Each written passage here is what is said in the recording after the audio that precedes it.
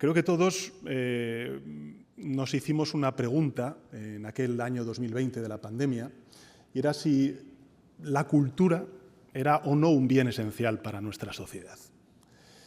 Y entonces, bueno, pues yo creo que la industria cultural, los trabajadores y las trabajadoras, mucho más allá de darnos entretenimiento, no solamente sufrieron también las condiciones de los confinamientos, y aquí también se ha relatado, ¿no?, las virtudes y las bondades que tuvieron los ERTEs para los trabajadores y trabajadoras del sector de la cultura, sino también para las propias empresas.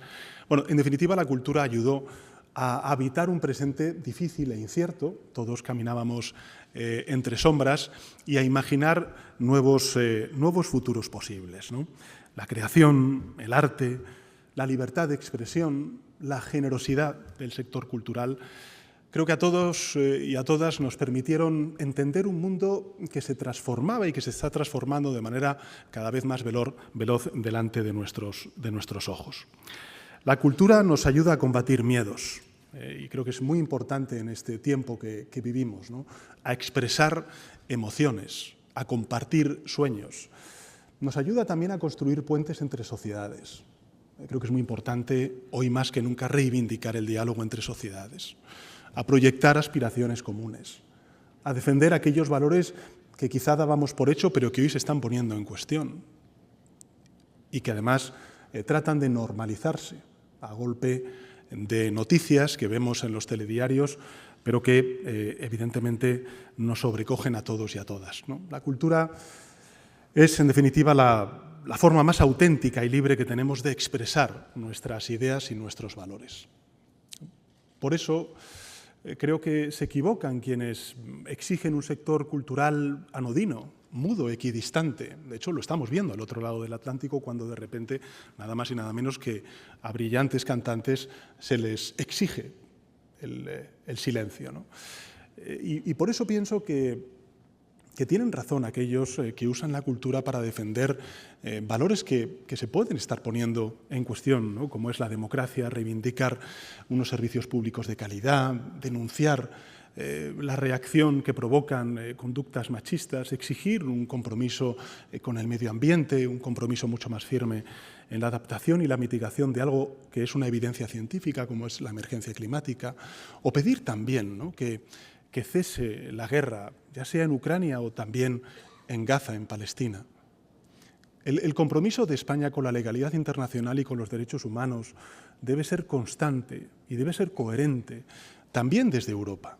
Y por eso creo que nadie se llevó las manos a la cabeza cuando se inició hace 3 años la invasión de Rusia a Ucrania y se le exigió la salida de nada más y nada menos competiciones internacionales, y también el no participar, por ejemplo, recientemente lo hemos visto este pasado fin de semana en Eurovisión. Y por tanto tampoco debería hacerlo Israel, porque lo que no podemos permitir son dobles estándares, tampoco en la cultura.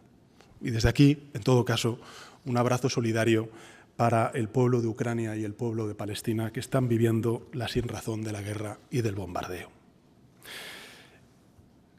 Especialmente en la cultura, porque la cultura, además de ser una de las principales palancas de desarrollo económico y moral de nuestro país, es esencial, ¿no?, y consustancial al ser humano. Hoy, 5 años después de esa pregunta que nos hacíamos en el año 2020, ¿no?, creo que nos tenemos que hacer otra pregunta, ¿no?, y es la siguiente. Es si la cultura no fuera solamente un bien esencial, sino también un activo estratégico para España. Y esa es precisamente la respuesta que nos da un informe tan valioso como el que presenta hoy la Fundación COTEC. Porque, efectivamente, la cultura no es solamente una fuente de identidades, de bienestar, de cohesión social, de cohesión territorial, sino también un motor económico imprescindible para nuestro país en este cambio de paradigma que estamos viviendo, no solamente con la transformación digital y ecológica. Me ha gustado mucho esa aproximación, presidenta de COTEC, sino también desde el punto de vista de esos flujos de conocimiento que se dan en el ámbito de la cultura, ¿no? Por tanto, un activo en toda regla, en especial para un país como el nuestro, para un país como España, un país que disfruta, aquí se ha dicho antes, de un dinamismo económico en comparación con otros países extraordinario. Hoy mismo la Comisión Europea, como saben, pues se une a otros muchos organismos, el Fondo Monetario Internacional y otros tantos, ¿no? Que sitúan a España como una de las poquísimas economías desarrolladas en este contexto de guerra comercial, que va a crecer sólidamente los próximos años, un 2,6% en el año 2025, un 2% en el año 2026, según las últimas estimaciones, y proyecta también, yo creo que esto es lo importante, un crecimiento de empleo que va a situar en el año 2026 por debajo de los 2 dígitos, es decir, por debajo del 10%, la tasa de paro en España. Y esto ya saben que es uno de los principales, digamos, objetivos que tiene todo gobierno, ¿no? El rebajar, el reducir al máximo la tasa de desempleo, mejor dicho, en nuestro país. Evidentemente, los sectores culturales y creativos son un elemento esencial de ese dinamismo y vamos a trabajar para que lo sea aún más. Y evidentemente, bueno, pues hemos escuchado aquí experiencias muy inspiradoras, ¿no? Por ejemplo, la de Apten, que emplea tecnología para que personas con discapacidad puedan disfrutar de espectáculos culturales. La verdad es que no tenía ese dato, pero que haya habido ya 18.000 personas que se hayan beneficiado, ¿no?, del acceso a un bien tan, en fin, a un servicio tan extraordinario como es el de poder acceder a la cultura y al teatro es francamente inspiradora. El Museo del Videojuego, que nos demuestra cómo un proyecto joven y dinámico puede crecer rápidamente y atraer también miles de visitantes. Three Doubles, lo ha dicho antes la presidenta, ¿no?, desde Tenerife, que apuesta por la innovación audiovisual con apoyo de los fondos europeos. Y la Fundación Industrias Creativas, ¿no?, que une música, impacto social e inversión, ¿no?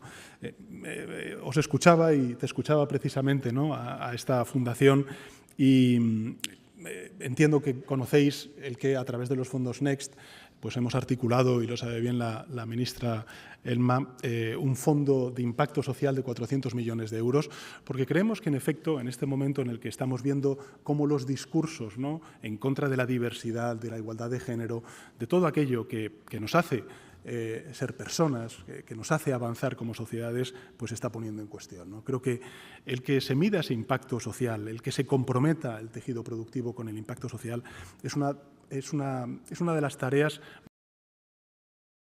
la economía, ¿no? Y que sea la cultura, de nuevo, la vanguardia de ello, me parece que, bueno, pues dice mucho de, ¿no? Bueno, estas son muchas de las caras, ¿no?, de los sectores culturales y creativos en nuestro país, sectores que suponen, aquí se ha dicho antes, el 2,3% del valor añadido bruto, que dieron empleo nada más y nada menos que a 770.000 personas en 2024, una cifra que es récord en la historia de España, ¿no? Es verdad que muchos de estos números a veces pasan desapercibidos y aquí el escepticismo, ¿no? Porque durante muchos años pues, se ha vivido con esta suerte de prejuicio de que hay algunos sectores que no pueden vivir de la iniciativa privada y que se instala esta, bueno, pues, narrativa injusta y equivocada, por cierto, y nada real sobre nuestra cultura, ¿no?, argumentando, bueno, pues, que es un sector subsidiado, que no crea empleo, por supuesto no empleo de calidad, que no es rentable y que, por tanto, bueno, pues, entre otras cosas, sufre la desprofesionalización, ¿no? Lo sabemos muy bien. Este año, que también me tocó ir a los Goya, y lo hago encantado, pues lo que vimos fue cómo se saca a relucir en esas celebraciones, en esas conmemoraciones, ¿verdad, ministro?, pues esos prejuicios sobre la cultura española, y hacen alfombra roja a la ignorancia de esas personas que alientan esos prejuicios, ¿no? Porque, además, nada más lejos de la realidad. Es una mentira fruto, precisamente, de la desinformación, del desconocimiento o, a veces, evidentemente, de algún interés, ¿no? Porque los datos, si uno los mira desde un punto de vista objetivo, negro sobre blanco, lo que hacen es desmontar ese mito, ¿no?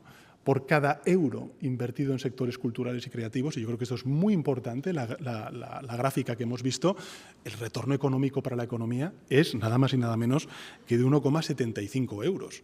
E incluso si sumáramos los dos que están vinculados con la cultura, podrían estar hasta incluso ese efecto multiplicador por encima de la IT, ¿no?, de las tecnologías de la información, cosa que me ha sorprendido positivamente, porque en efecto no lo pensaba, ¿no? Pero que ya el sector de la cultura tenga un efecto multiplicador incluso superior al de la construcción o al del turismo, pues creo que es síntoma de, en fin, de la gran oportunidad que tiene nuestro país de seguir apostando por esta industria, ¿no? Quizás sí, bueno, pues algunos entiendan que la cultura no es un adorno, no es una frivolidad, no es lo que viene después de lo importante, como suele pasar con otras muchas cosas. Por ejemplo, cuando hablamos de la emergencia climática, la cultura es también una fuente de desarrollo y un motor económico.